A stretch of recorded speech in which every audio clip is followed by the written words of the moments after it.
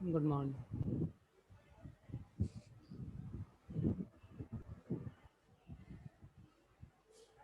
काव्य संग्रह में अगला अध्याय है कैमरे में बंद अपाहिज।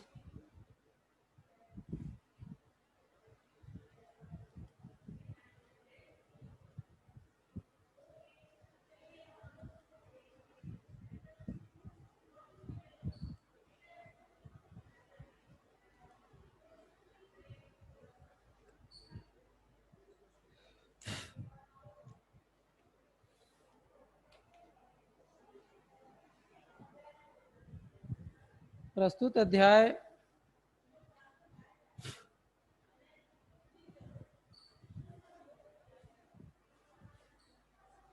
मीडिया कर्मियों की, जो दूरदर्शन कर्मी हैं, उनकी संवेदनहीनता और क्रूरता का वर्णन है।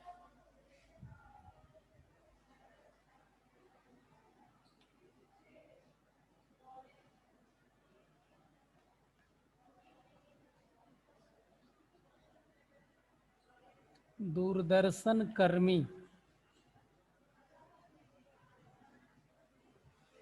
इनकी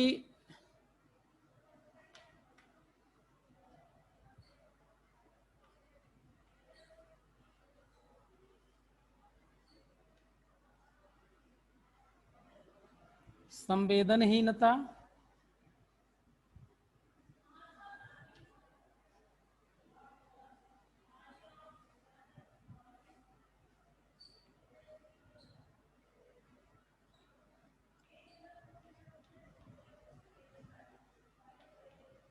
और क्रूरता,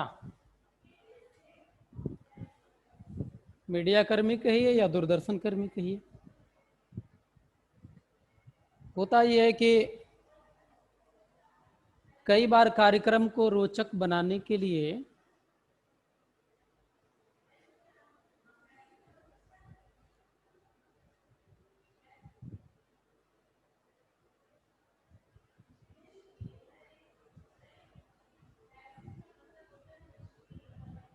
सीरा अंसारी कौन है? सीरा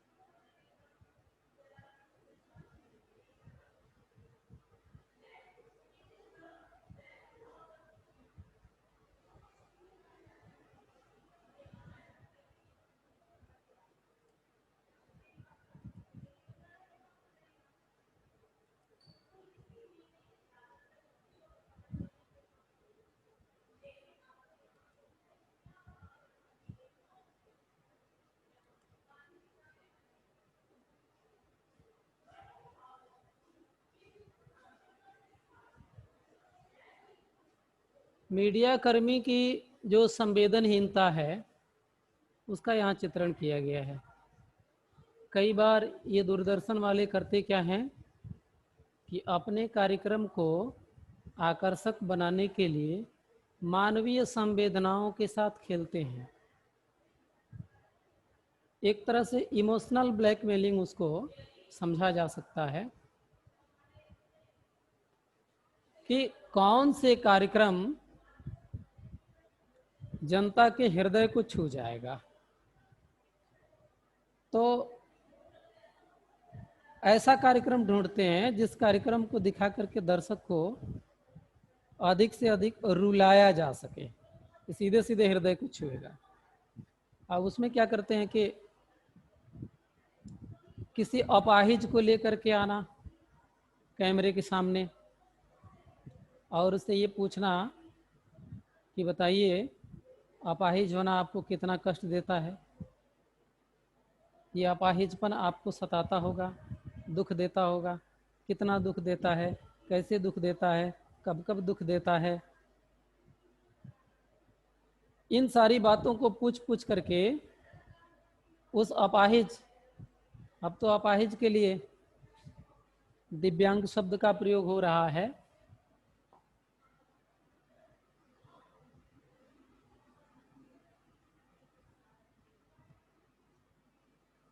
अपाहिज अपंग भी कहा जाता था, अब इसे दिव्यांग, बोलचाल में विकलांग भी कहा जाता था, अपंग भी कहा जाता था। तो ये किसी, अब के हिसाब से दिव्यांग कहेंगे, लेकिन इसमें अपाहिज का ही वर्णन है इस अध्याय में। उसको कैमरे के सामने लाया जाएगा और पूछ पूछ करके उसको रुला दिया जाता है। और मीडिया कर्मी जो होते हैं उनका प्रयास ये होता है कि एक अपाहिज अपने दुख दर्द को बताते बताते रो पड़े और उसके इस रोने की स्थिति को देख करके सारे दर्शक भी रो पड़े। ये दूरदर्शन कर्मी अपने कार्यक्रम की सफलता का पैमाना उसे मानता है जब दर्शक और अपाहिज दोनों एक साथ रो पड़ें। यदि इसमें कहीं से कोई कमी रह जाती है तो वो अपने कार्यक्रम को सफल नहीं मानता है। तो यह एक उदाहरण दिया गया है पाठ के माध्यम से, और मीडिया कर्मियों को संदेश भी दिया गया है कि आप अपने कार्यक्रम को आकर्षक बनाने के लिए मानवीय संवेदनाओं के साथ न खेलें। साथ ही जो वर्तमान समय में जो पाठक वर्ग है जो पढ़ रहे हैं इस अध्याय को, यदि वो दूरदर्शन कर्मी बनते हैं, मीडिया का हिस्सा बनते हैं, तो आप लोगों से वो संवेदनहीनता की पुनरावृत्ति न हो जिस की चर्चा इस पाठ में हुई है। ये इस पाठ का संदेश है कि मीडिया कर्मी की संवेदनहीनता और क्रूरता, दोनों में थोड़ा सा अंतर है। संवेदनहीनता का मतलब ये है कि मानव के जो दुख दर्द है, किसी के दुख को देख करके दुखी होना, किसी के प्रगति को देख करके खुश होना, किसी के सुख को देख करके सुखी होना, किसी के दुख को देख करके दुखी होना, ये संवेदनशीलता है। और यदि ऐसा नहीं है तो वो संवेदनहीनता है। क्रूरता का शाब्दिक अर्थ जो वो निर्दयता होता है।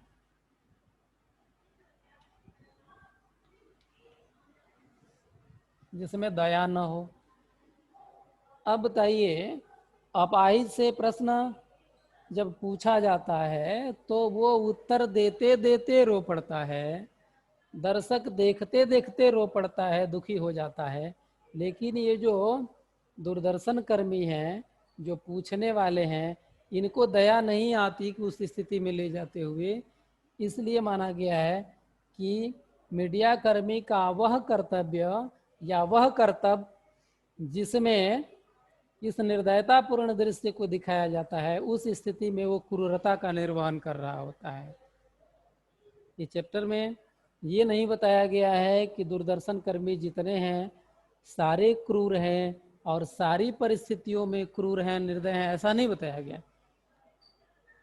मीडिया कर्मी के उन गतिविधियों को क्रूरतापूर्ण बताया गया है जिसमें इस तरह के दृश्य प्रस्तुत किए जाते हैं, सिर्फ इसी महीने में। बाकी महीने में वो ठीक हैं। तो इस पर टिप्पणी की गई है। तो ये हुआ संवेदनहीनता और क्रूरता। अब यही बात जो है कविता के रूप में इसमें लिखा गया है, तो कविता के रूप में लिखा गया, उसे मैं लिख देता हूँ।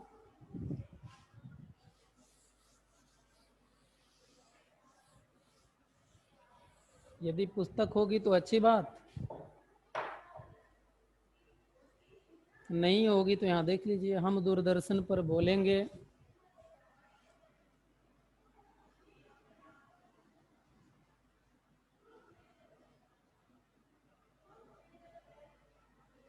दूरदर्शन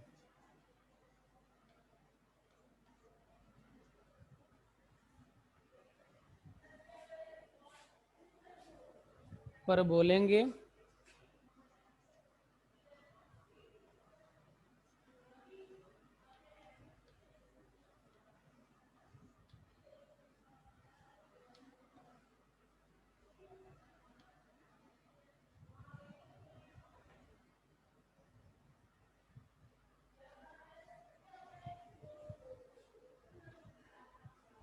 हम समर्थ शक्तिवान,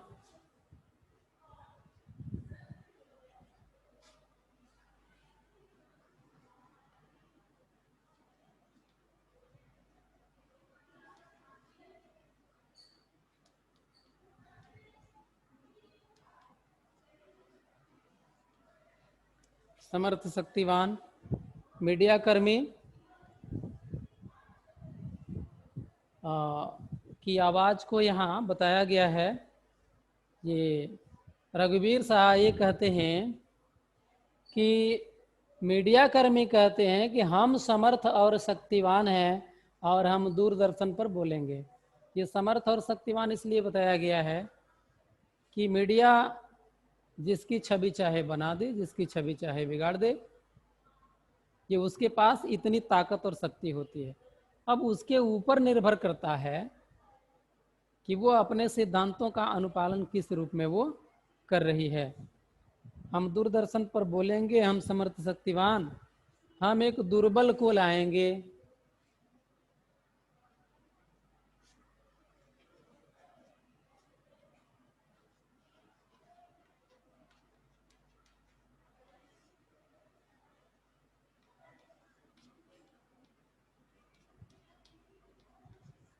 हम एक दुर्बल को लाएंगे। यहाँ दुर्बल,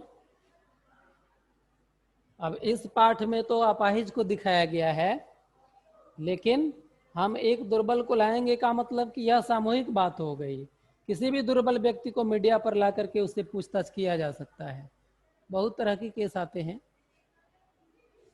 अत्याचार, अनाचार आदि से संबंधित मामले भी आते हैं जिसमें बेतुके और शर्मनाक प्रश्न पूछे जाते हैं। उधर भी संकेत है। हम एक दुर्बल को लाएंगे, एक बंद कमरे में उसे पूछेंगे, एक बंद कमरे में।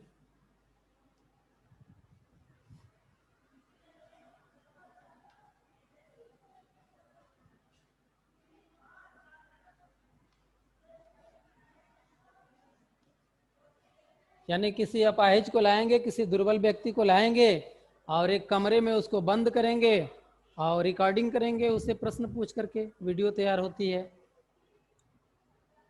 इसमें देखिए ये मुक्त छंद की कविता है। इसमें सपाट बयानी है, सीधे शब्दों में बातें कह दी गई हैं। इसका अर्थ निकालने जैसी कोई मशक्कत नहीं करनी है, ये अपने आप समझ में आता है कि हम दूरदर्शन पर बोलेंगे, ये मीडिया वाले समर्थ हैं, शक्तिवान हैं। वो एक दुर्बल व्यक्ति को लाएंगे और एक बंद कमरे में, वो कैमरा है, कैमरा वो जो रिकॉर्डिंग होती है आपने देखा होगा, तो वो कैमरा है और ये कमरा है, रूम। एक रूम में उससे स्टेटमेंट लिए जाएंगे, वो बात कही जा रही है।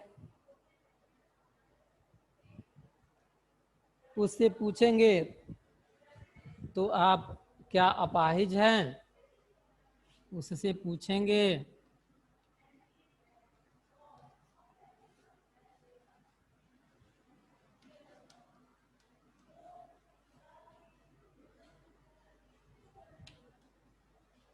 पूछेंगे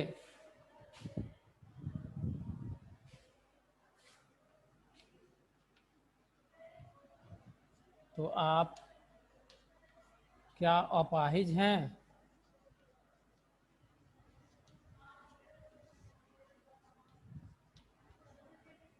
ये देखिए इन्हीं सवालों को कभी कहते हैं कि ये बेतुके से सवाल हैं। अपाहिज को आपने लाया बंद कमरे में और उससे प्रश्न किया तो क्या आप अपाहिज हैं। देखिए अपाहिज को कभी भी इस बात की ग्लानि नहीं होती है कि वो अपाहिज है, वो तो एक सामान्य सा जीवन बिता रहा होता है। लेकिन जब उससे प्रश्न पूछा जाता है कि क्या आप अपाहिज हैं, तो एक तरह से उसके भरे पड़े घाव को कुरेदने के बराबर होता है। उसकी करुणा को जगाने की बात हो गई। जो दर्द दबा पड़ा था, जो उसके स्मृतियों में नहीं था, वो एक सामान्य सा जीवन जी रहा था। उसे अपाहिज होने का कोई गम नहीं था, कोई दुख नहीं था।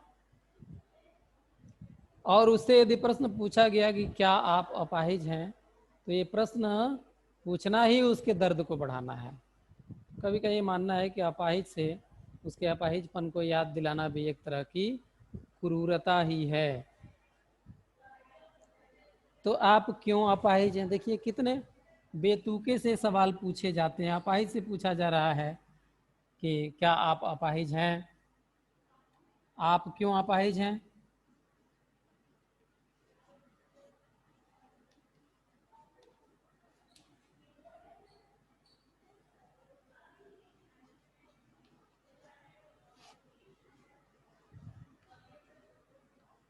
इन प्रश्नों को कवि ने यहाँ सामने रखा है। तो आप क्यों अपाहिज हैं? यदि आपसे प्रश्न पूछा जाए कि कैमरे में बंद अपाहिज कविता के आधार पर आप बताएं कि किस तरह के प्रश्न इसमें आए हैं, जिन्हें कवि ने ये बताना चाहा है कि ये बेतुके प्रश्न हैं और क्रूरता, या फिर ये कहा जा सकता है कि कुछ क्रूरता और बेतुके प्रश्नों को बताएं जो इस पाठ में पूछा गया है या संकेत किया गया है कि दूरदर्शन कर्मी बेतुके सवाल पूछते हैं या करुणा जगाने वाले, करुणा को उभारने वाले सवाल पूछते हैं। तो कौन से सवाल हैं? आप यही बताएंगे कि क्या आप एक अपाहिज से आप पूछना कि क्या आप अपाहिज हैं, तो आप क्यों अपाहिज हैं, ये बेतुके सवाल हैं। इन प्रश्नों का उत्तर कोई अपाहिज देगा नहीं, बल्कि इन प्रश्नों को सुनते ही उसके अंदर की जो करुणा है वो जाग पड़ेगी, उसका दर्द जो है, उसके घाव, उसके दर्द हरे हो जाएंगे। आपका अपाहिजपन तो दुख देता होगा। फिर अगला प्रश्न है, आपका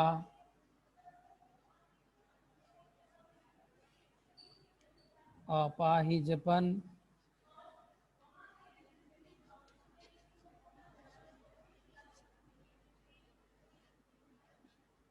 तो दुख देता होगा।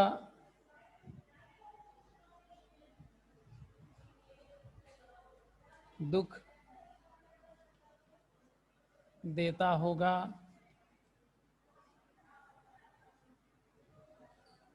ये भी बेतुके सवाल हैं।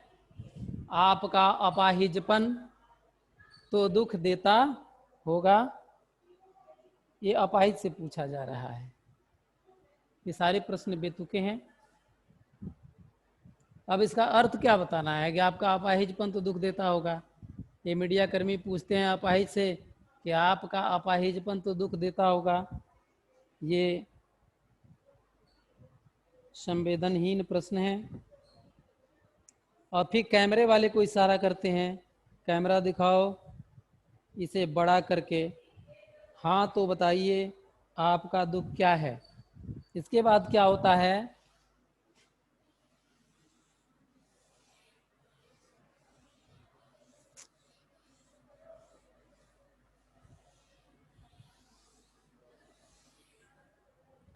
आपने देखा होगा चाहे फिल्म हो चाहे दूरदर्शन पर, कुछ दृश्य को बड़ा करके दिखाया जाता है। कई सारे जो रोमांटिक फिल्म हैं उसमें भी दिखाए जाते हैं। नायक नायिका के जब प्रेमालाप होते हैं, जब प्रेम मिलन होता है, उसमें भी उसको बहुत नज़दीक ला करके स्क्रीन पर बड़ा करके दिखाया जाता है। कभी उनकी आँखों को दिखाया जाता है, कभी उनके कंपित अधरों को दिखा दिया जाता है, अन्य अंगों को बारी बारी से फोकस करके दिखाया जाता है। तो वो कामुकता की परिधि में वो चीज़ें आ जाती हैं। अब यहाँ पर चूंकि करुणा जगानी है, तो उसके लिए क्या करेगा जो दूरदर्शन कर्मी है, वो जो कैमरे से तस्वीर ले रहा है उसको बोलेगा कि थोड़ा सा वो बड़ा करके दिखाओ। अब जैसे ही प्रश्न पूछने के बाद अपाहिज की आंखों में जब दर्द छलकने लगता है और उस दर्द को देख करके दर्शक के मन में करुणा जागृत हो जाएगी, ऐसा अंदेशा जब होता है तो उसकी आंखों को बड़ा करके स्क्रीन पर दिखाएगा, उसकी सूजी हुई आंखें, डबडबाई हुई आंखें, उसमें ढेर सारे अवसाद भरी हुई जो आंखें हैं, उन आंखों को पूरा स्क्रीन पर ऐसे सामने करके और बड़ा करके उसको वो दिखाएगा। इसी बात को कवि ने यहाँ लिखा है कि कैमरा दिखाओ इसे बड़ा बड़ा। ये कैमरे की तरफ कैमरामैन को जो है वो इशारा करता है और कहता है कि इस तस्वीर को थोड़ा सा बड़ा करके दिखाओ। और फिर प्रश्न पूछता है, हाँ तो बताइए आपका दुख क्या है। क्या पूछता है? हाँ तो बताइए।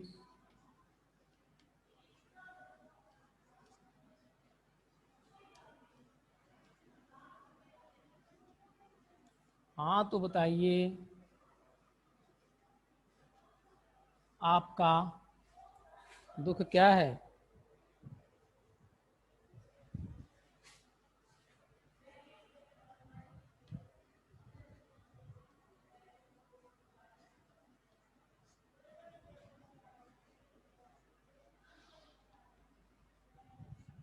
आपका दुख क्या है। अब तक तो जो बेतुके सवाल पूछे ही गए। अब इसके बाद कैमरामैन को कहते हैं कि थोड़ा सा बड़ी तस्वीर लो, बड़ा करके इस सीन को दिखाओ जो शूट करने, जो मैं प्रश्न पूछने जा रहा हूँ। इस प्रश्न को पूछने पर अब जो प्रतिक्रिया हो रही है अपाहिज की, उसके मुखमंडल पर जो भाव आ रहे हैं, उनकी आंखों में जो बेबसी झलक रही है, उस चीज़ को बड़ा करके दिखाओ। और उसके बाद ये कहते हैं कि हाँ तो बताइए आपका दुख क्या है। अभी तक तो वही पूछा जा रहा था, फिर पूछा गया बताइए आपका दुख क्या है। जल्दी बताइए वह दुख बताइए, जल्दी बताइए।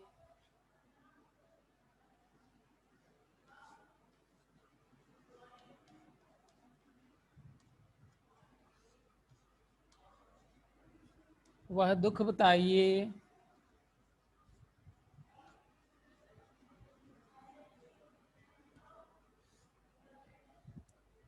और फिर है बता नहीं पाएगा। कौन बता नहीं पाएगा?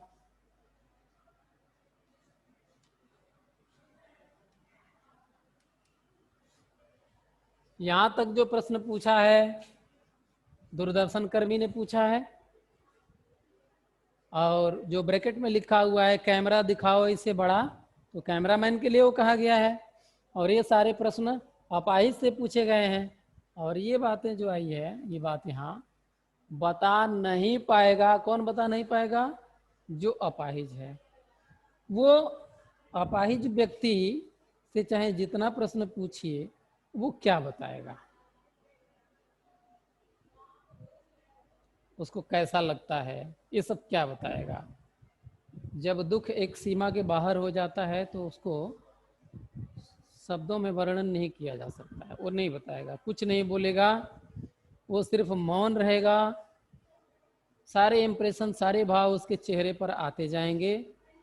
यदि किसी को पढ़ना होगा तो उसके चेहरे से पढ़ लेगा, यही बात है। तो वो सारी क्रूरता एक संवेदनहीनता की श्रेणी में है। उसी को यहाँ एक व्यंग भी किया गया है कि समर्थ और शक्तिवान जो बताया गया है, क्या सच में देखेंगे। देखिए मीडिया का जो काम है,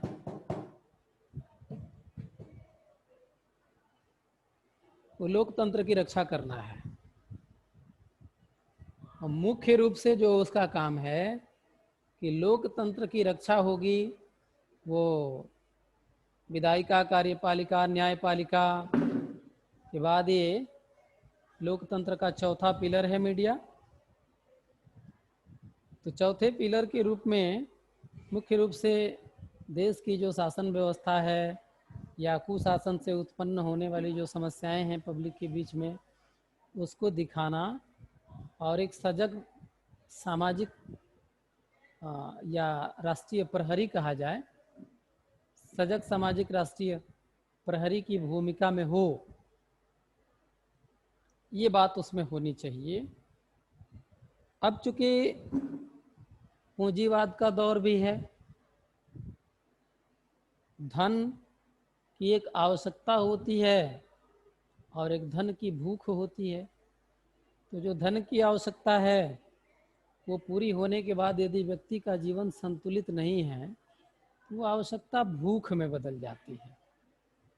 और आज तो लगभग यही है कि व्यक्तियों की जो आवश्यकताएं हैं वो भूख में बदल गई है और भूख कभी पूरी नहीं होती।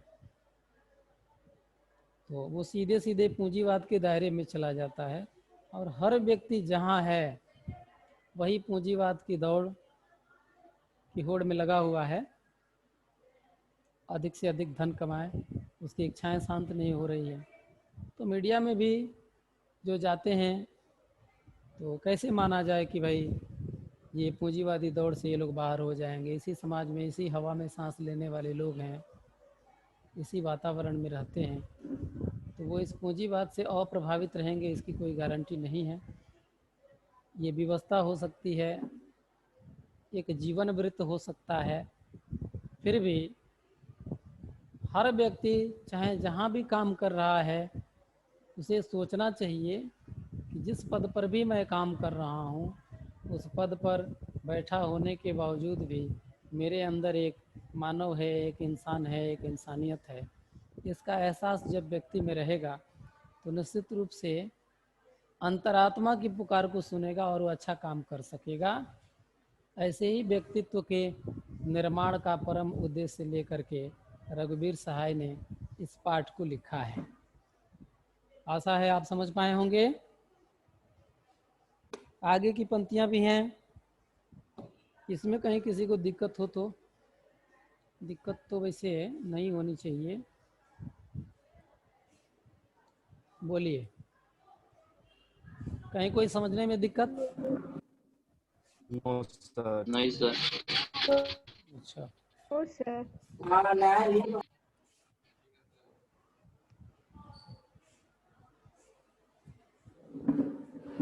आगे की पंक्तियों को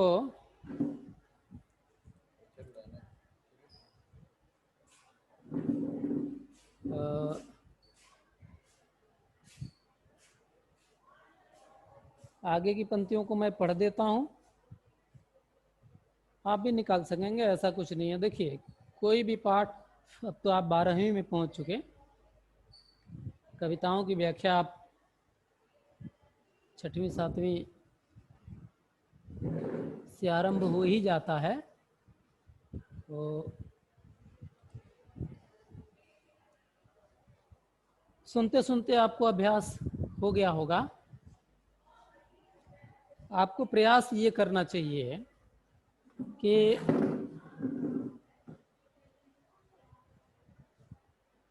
जो भी कविताएं आपको बताई जाती हैं तो उसमें आपने देखा होगा कि सबसे ज़्यादा जो आवश्यकता पड़ती है वो पर्यायवाची शब्दों की आवश्यकता पड़ती है।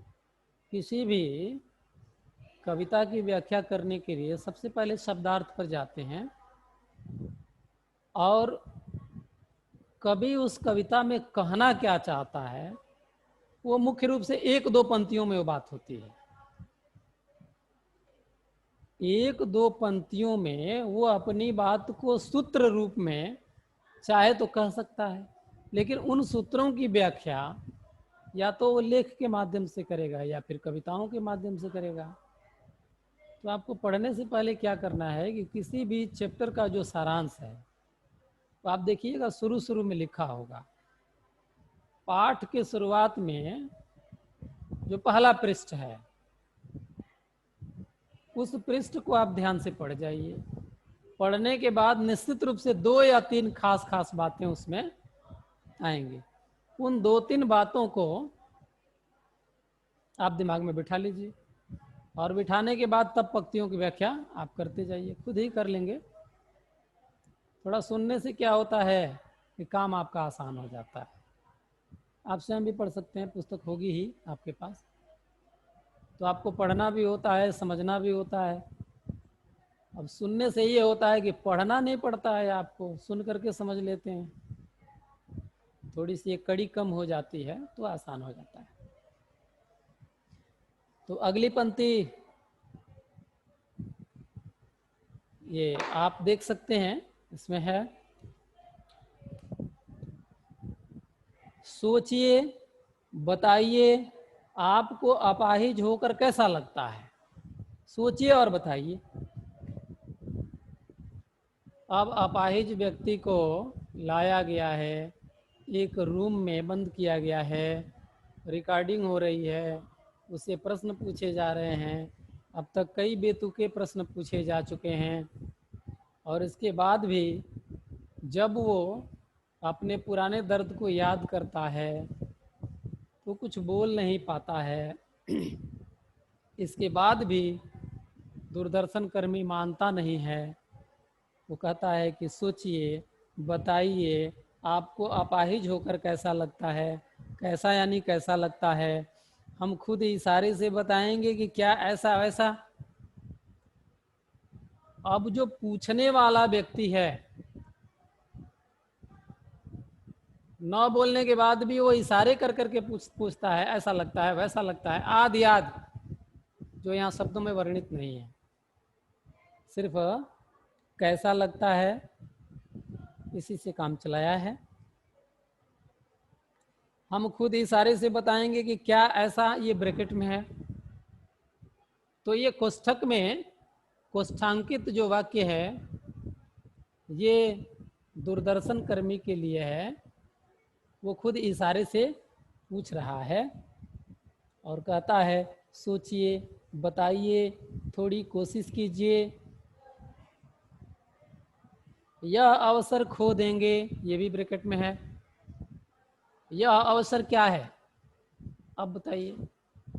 बहुत सारे लोगों को देखिए, मीडिया में आना अच्छा लगता है, चाहे विषय कुछ भी हो। किसी भी मायने में मीडिया में आना ये अच्छी बात नहीं है, अच्छे मायने में आना अच्छी बात है। और कोई अपाहिज है तो अपने व्यक्तिगत जीवन को, व्यक्तिगत जीवन के दुख को भला सार्वजनिकरण करना क्यों चाहेगा। लेकिन उससे भी ये बात बताई जा रही है, लालच दिया जा रहा है। यह अवसर जो है पूरे लोगों में आने का है। पूरे देश में आप मीडिया में आ जाएंगे, दूर दूर तक आपके अपाहिजपन की चर्चा होने लगेगी। तो एक तरह से इस पर व्यंग्य भी है कि हमारा दुख जो है, यानी हमारे जो अंतर मन का अंतर मन की जो अंतर व्यथा है वो व्यापक हो जाए, दूर दूर तक जाए, अधिक से अधिक लोगों को रुलाए। ये भला अपाहिज कब चाहेगा। हाँ, ये दूरदर्शन कर्मी अवश्य चाहेगा कि इस करुण वृत्तांत को भुना करके और इस दृश्य से जनता को रुला करके हम एक बढ़िया कार्यक्रम तैयार करें कि इस अपाहिज के साथ पब्लिक भी रो पड़े और हमारा कार्यक्रम रोचक बने। उसमें ऐसा होता है कि जिस कार्यक्रम को अधिक से अधिक लोग देखेंगे उससे इनकम होती है। अपने इनकम के लिए कितनी बड़ी हृदयहीनता दिखाई जा रही है। थोड़ी कोशिश कीजिए, यह अवसर खो देंगे। आप जानते हैं कि कार्यक्रम रोचक बनाने के वास्ते हम पूछ पूछ कर उसको रुला देंगे। इंतजार करते हैं आप सब भी उसके रो पड़ने की। क्या कहता है, वो ऐसे ऐसे प्रश्न पूछे जाते हैं कि वो अपाहिज रो पड़ता है और दर्शक भी इसका इंतजार करता है कि वो कब रो पड़े। दर्शक के ऊपर भी ये टिप्पणी की गई है, उसके हृदयहीनता को भी यहाँ रेखांकित करने का प्रयास किया गया है कि कार्यक्रम को सफल तब माना जाता है जिस उद्देश्य पर वो व्यक्ति लगा है। यदि करुण प्रसंग है तो लोगों की आंखों से आंसू आ जाए, यही उसकी सफलता है, उसको सफल माना जाता है। इसमें व्यंग्य है। इस तरह की सफलता को परोक्ष रूप से जो कवि है वो नकारता है, वो नहीं चाहता है कि इस तरह की सफलता दिखाई जाए। यह पूर्ण रूप से क्रूरता है, मानवीय संवेदनहीनता है। उम्मीद है आप लोगों ने समझा होगा।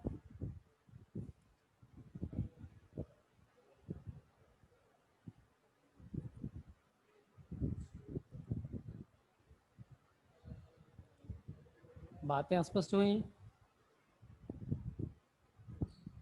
Yes sir.